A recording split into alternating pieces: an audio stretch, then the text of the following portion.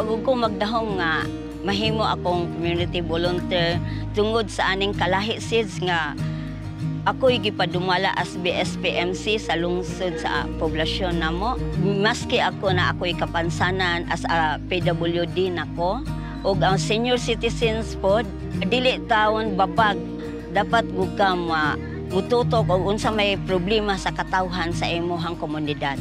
Akong i-share sa mga tawo nga ug naa gihapoy inani sa kalahi seeds nga ibubo sa lungsod sa Sibulan poblasyon, hinaot usab nga i-share pod nako ug unsay akong nakatunan.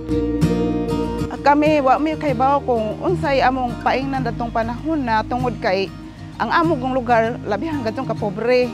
Dako na mong pasalamat pagsuod sa kalahi, kumikang kay nakabot namo ang mga programa nga dako kadtong epekto nga nagamit sa tanang katawhan. Gani karon nakita ninyo ang mga bata nga hamugaway sa ilang pag-amit gumikan sa project nga niabot sa among barangay. Ug ako pod sa akong pagka-leader isip volunteerism nga nahimo kong kapitan, nahimo kong empowered gumikan sa kalahi seeds. Sa nagpasalamat po ko nga sa akong pag-volunteer nga wa pud damha nga moabot mi og Congress, niabot ko og Manila. Naningkamot ko nga mapadadyon ang ato mga programa aron magbalampuson ang among barangay aron mosamot mi og ka-improve. Sa nana ang kalahi ana practice na mo ang women empowerment nga purag na realize na mo nga ang kalahi di ay nag-encourage po sa mga kababayan nga ma-empowered po sila sa barangay nga na sila ay contribution sa barangay. Mga babae kami nga dako mig impact nga ikatabang sa nga paglambo sa among komunidad. Karon nga labi na nga naa na ang kalahi misulod sa among barangay. Usa ako ka volunteer sa Kalahi Seeds in CDDP sikad pa pag tuig 2015 sa pag-abot gyud ning maong programa.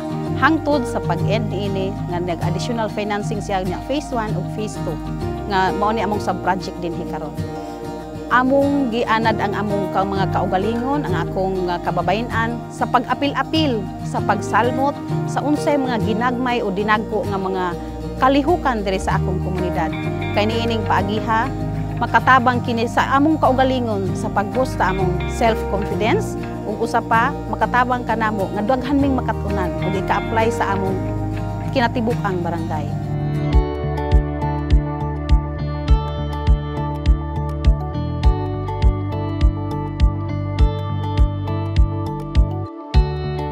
Sobra na pulo ko katuig nga nag-volunteer sa Kalahi Seeds.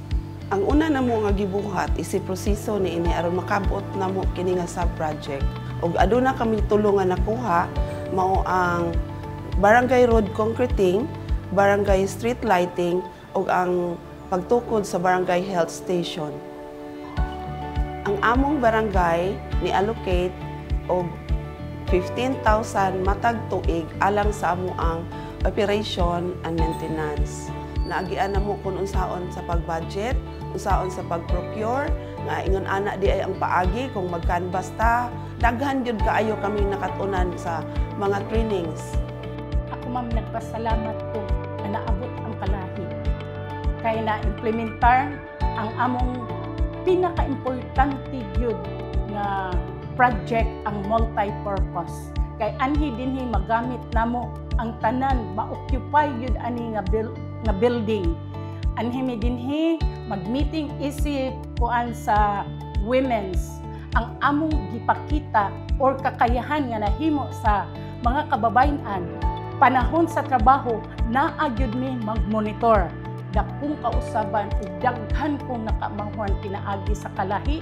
Naabot ang kalahi, gitagaan mi nila unsaon pagpreparar sa tanan nga with process good, proseso one by one, step by step. Unya na ay transparency, makita namo walay corrupt jud nga mahitabo.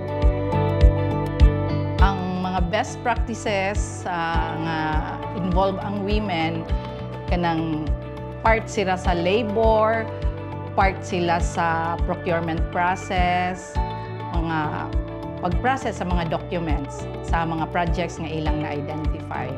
At first, hesitant sila, murag mahadlok pa, maulaw pa, pero katong nasugdan na, nga na-involve na sila, nga igikonsulta gyud sila, pagka dugay na, volunteer na sila nga mo-storya sa ilahang mga experience ug unsa po ilahang gustong mahitabo sa ilahang barangay.